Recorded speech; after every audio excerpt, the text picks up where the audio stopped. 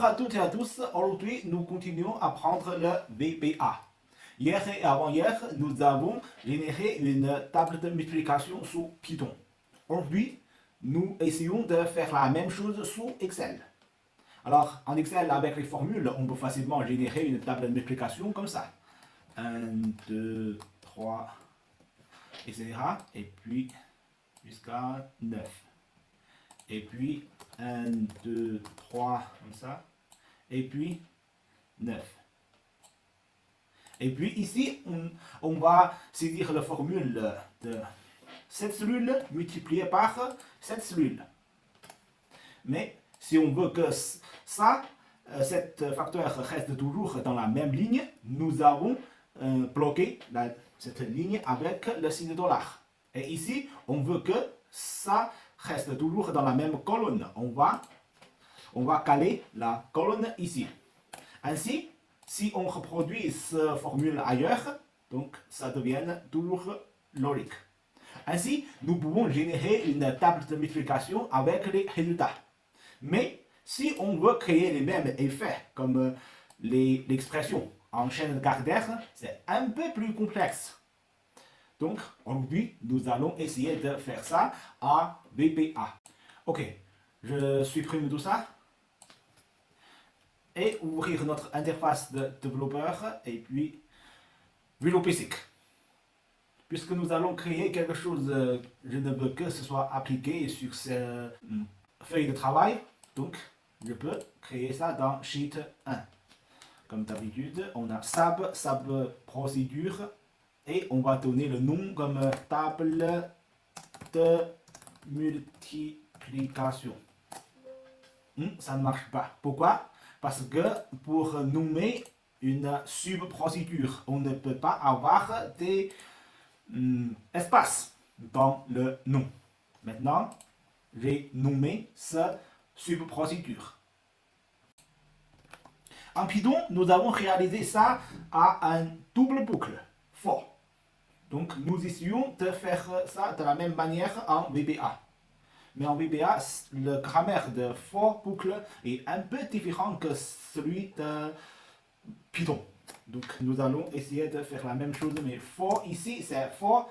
On va utiliser les mêmes variables. M égale A. Ça veut dire qu'on va donner ça, commencer par 1. Jusqu'à combien? Donc, tout, on veut que ce soit 1 jusqu'à 9. Donc, ça c'est 1 jusqu'à 9. Et puis, on peut définir le step. Ça veut dire que chaque bas, on avance combien? Par défaut, c'est à 1. Mais ici, on fait ça par défaut. Et puis, on va faire ça, un autre boucle. N égale aussi N égale 1 jusqu'à 9. Et step, c'est toujours 1. Et on peut ne pas écrire, ça marche aussi. Et on va mettre ça dans les cellules lequel? On veut mettre ça dans où? À partir de la première ligne et première colonne? Oui, on peut essayer. Donc, ligne M, colonne N. Ça égale à combien? Ça égale à M multiplié par N. Et puis, le grammaire pour avancer dans le boucle de for, on va mettre next N. Next N pour le niveau de boucle de N. Et puis, bien sûr, pour le boucle de M, on va mettre next M, comme ça. Si on exécute ça, on va voir qu'est-ce que ça va donner. On a quoi ici maintenant? On a le produit de cette table de maths. On a le produit de tous les tables de multiplication. Mais ce qu'on attend, c'est avec l'expression. Donc, je vais rajouter quelque chose dans le code pour que les chaînes de caractères avec l'expression soient affichées. Ok. De quoi on peut ajouter à ce code pour que l'expression soit affichée? Je peux essayer de mettre M multiplié par N. Et bien sûr, ici, j'utilise le X pour représenter le signe de croix. Est-ce que je mets tout ça ensemble, ça peut marcher? J'exécute ça. Non, ça ne marche pas. Ça, c'est une chaîne de caractères. ou juste un caractère. Ça, M, ici, c'est une variable qui est maintenant affectée une valeur numérique ou de nombre. N est aussi un nombre. Donc, comment mettre tout ça ensemble? Heureusement, à VBA, si on veut assembler un caractère avec un chiffre ici, le nombre va être automatiquement converti en caractère. Donc, pour nous, il nous suffit de mettre le signe de AND. Ça peut déjà assembler le nombre et le caractère ici. Et puis aussi AND et puis AND. Donc, n'oubliez pas de laisser un peu d'espace ici, parce que sinon, ça signifie des autres choses. Ok, maintenant, on va voir qu'est-ce que ça va donner. Ok, est-ce que c'est ce que l'on veut? Est-ce que c'est ce que l'on veut? Oui, c'est à peu près ce que l'on veut. Allez. Ok, ça marche déjà pas mal.